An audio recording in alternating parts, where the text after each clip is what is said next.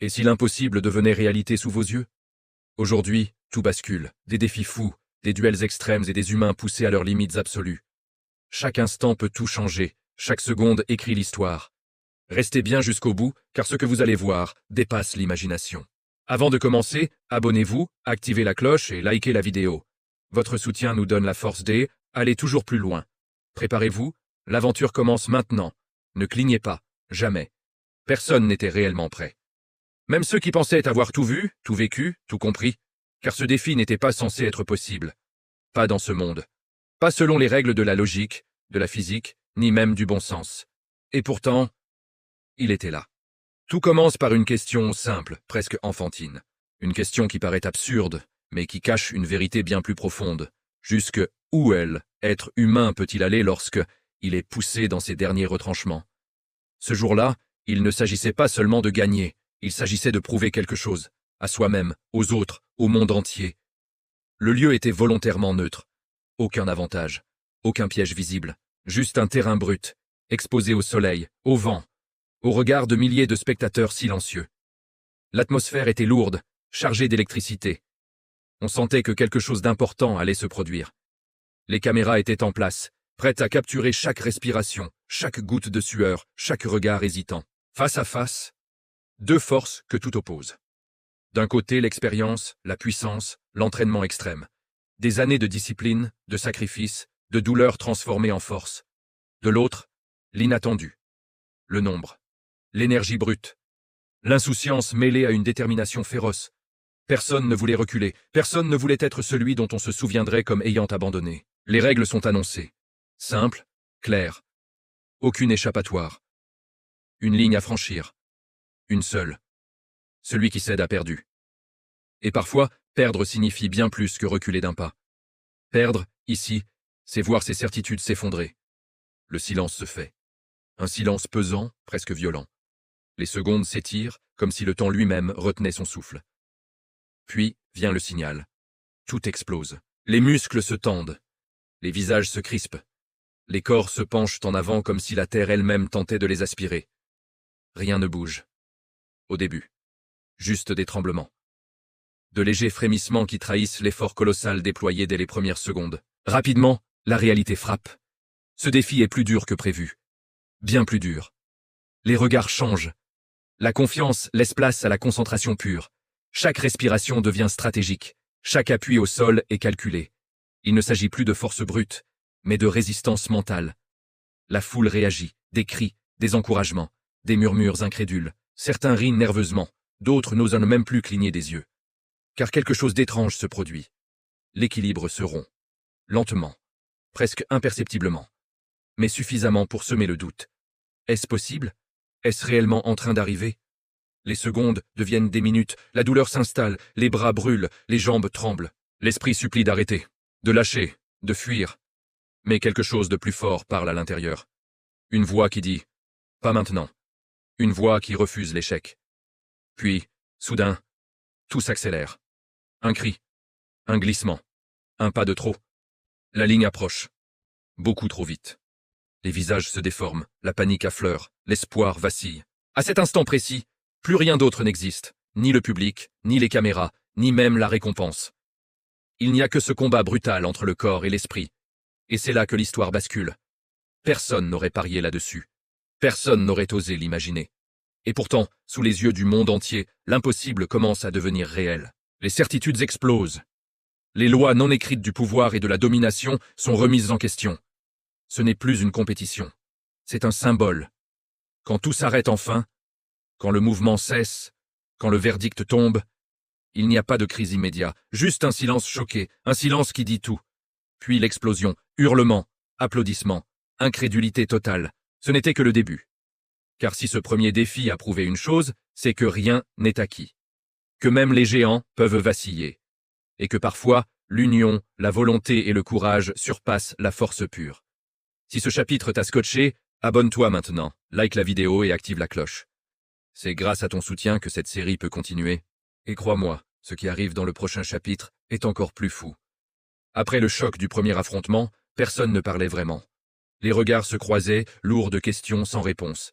Ce qui venait de se produire n'aurait pas dû arriver. pas selon les calculs, pas selon l'expérience, pas selon la logique humaine. Et pourtant la preuve était là, gravée dans les esprits comme une cicatrice impossible à effacer. Mais ce n'était pas fini, loin de là, car le deuxième défi n'avait pas pour but de tester la force. Il visait quelque chose de bien plus fragile et bien plus dangereux, la confiance. Celle qui pousse à croire qu'on est intouchable, celle qui fait baisser la garde, celle qui, lorsqu'elle se brise, laisse place au doute. Le décor change, l'ambiance aussi. Ici, pas de lutte directe, pas de choc frontal. Tout semble presque simple, trop simple. C'est souvent là que réside le piège. Les participants le savent, le public le sent. Quelque chose cloche. Les règles sont annoncées, une nouvelle fois, précises, froides. Aucune place pour l'improvisation. Une seule tentative. Une seule chance. Pas de seconde opportunité, pas de rattrapage. Cette fois, l'erreur ne pardonne pas. La tension monte immédiatement. Certains sourient pour masquer leur nervosité. D'autres restent figés, concentrés, les mâchoires serrées.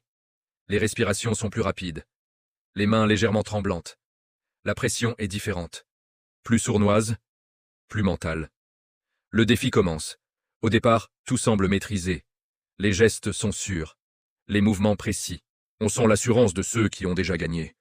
L'expérience parle, le public se détend. Certains pensent même connaître l'issue avant la fin.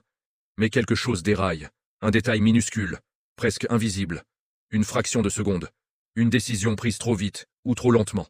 Et soudain, l'équilibre se brise. Pas physiquement, psychologiquement, le doute s'installe. Les regards cherchent des repères.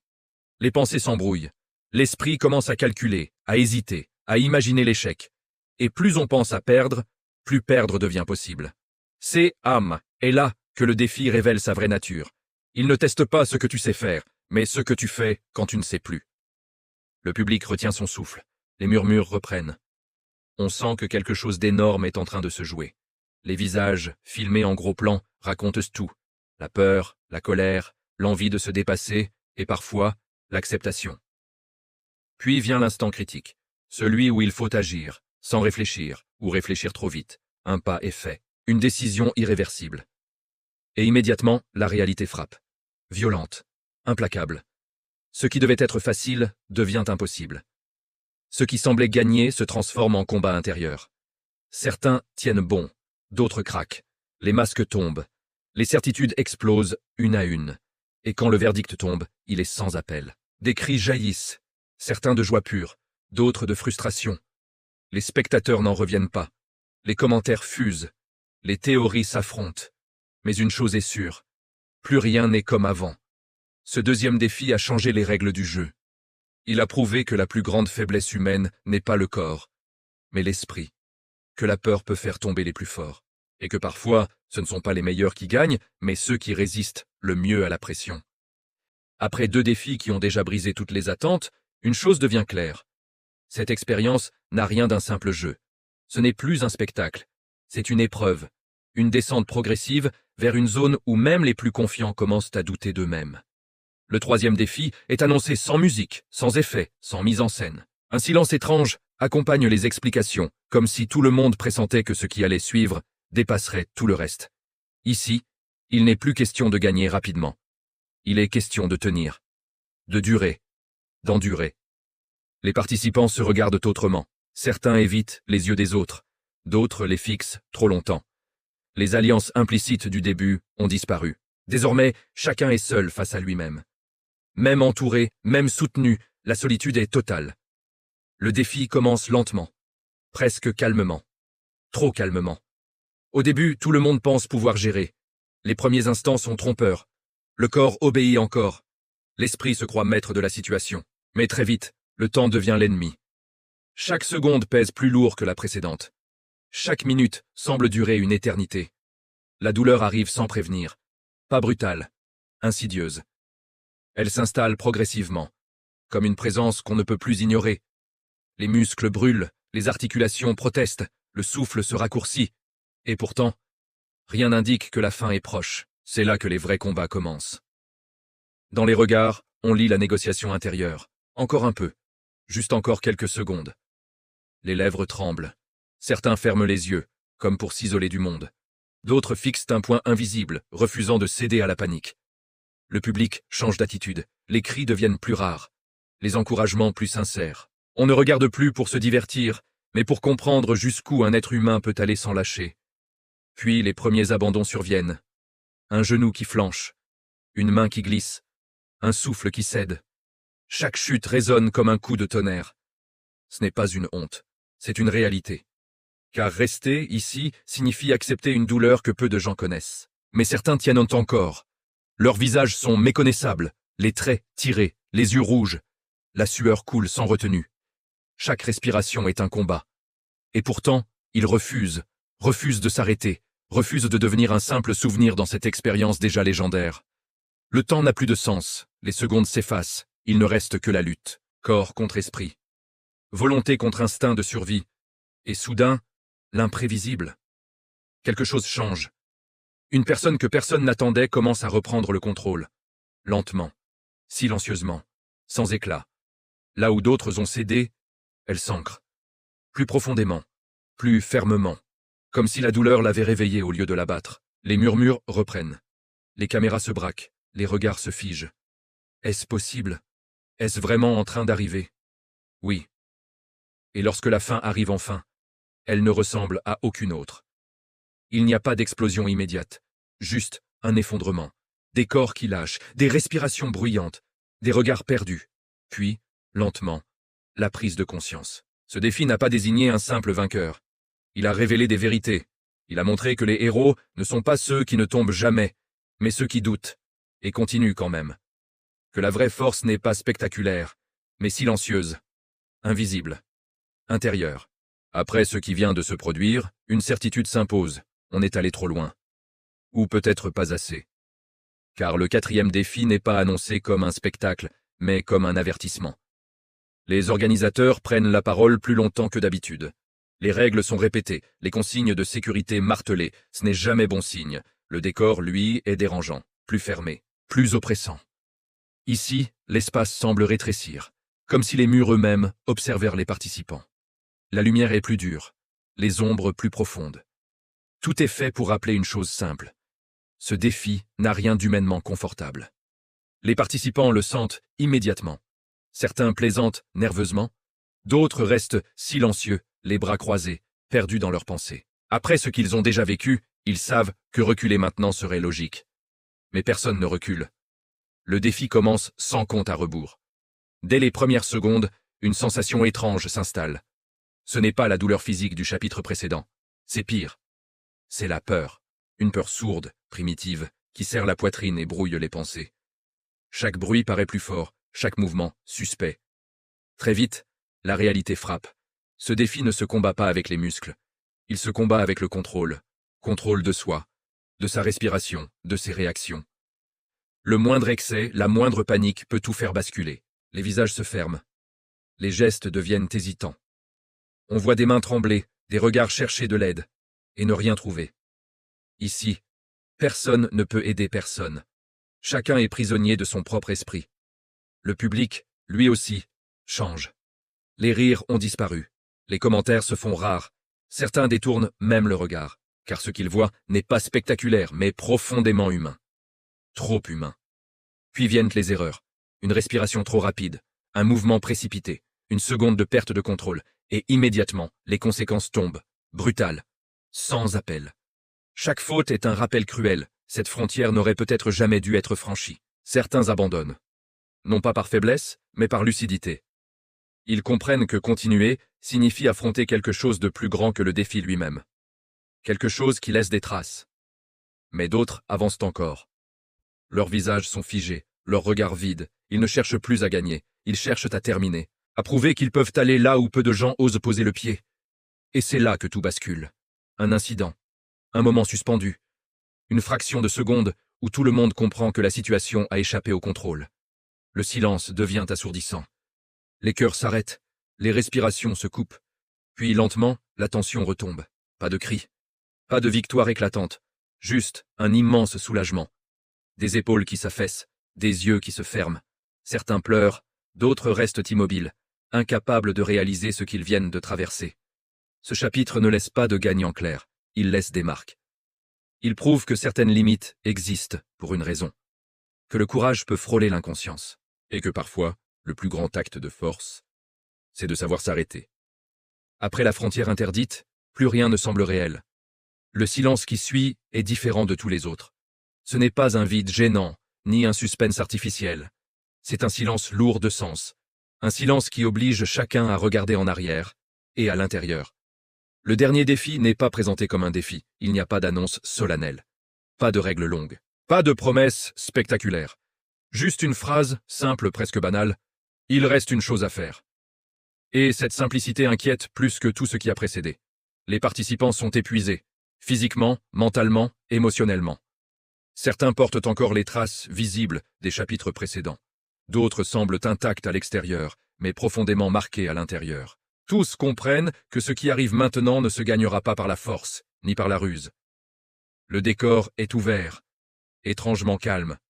Pas de pression immédiate, pas de compte à rebours.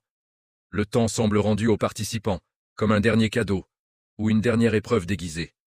Le défi commence lorsque chacun se rend compte de une chose essentielle. Il n'y a pas d'écho à l'adversaire, pas de face-à-face, pas de rival à battre, pas d'ennemi visible. L'unique confrontation est intérieure. Une confrontation avec tout ce qui a été vécu depuis le début. Les peurs affrontées, les limites franchies, les moments de doute, les instants de fierté aussi. Certains sourient, d'autres baissent la tête. Quelques-uns ferment les yeux. Le public ne comprend pas immédiatement. Il n'y a rien à commenter. Rien à anticiper. Juste des êtres humains face à eux-mêmes. Puis, doucement, les choix apparaissent. Il faut décider. Continuer ou s'arrêter. Prouver quelque chose ou lâcher, enfin. Et pour la première fois, personne ne juge. Il n'y a pas de bonne réponse. Il n'y a que la vérité de chacun. Un participant avance. Lentement. Sans triomphe. Sans arrogance. Il ne cherche pas les caméras. Il ne cherche pas les applaudissements. Il fait un pas, puis un autre. Non pas pour gagner, mais pour terminer ce qu'il a commencé. D'autres le suivent. Pas tous, certains restent en arrière, et contre toute attente, personne ne les considère comme des perdants. Au contraire, le respect est total. Car arriver jusque-là, c'est déjà une victoire. L'émotion monte. Pas de cris, pas de musique épique, juste des respirations tremblantes, des regards brillants, des larmes discrètes. Ce moment n'est pas spectaculaire.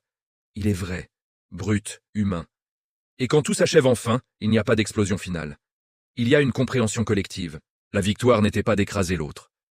Elle n'était pas de résister plus longtemps. Elle n'était même pas d'aller plus loin que les autres.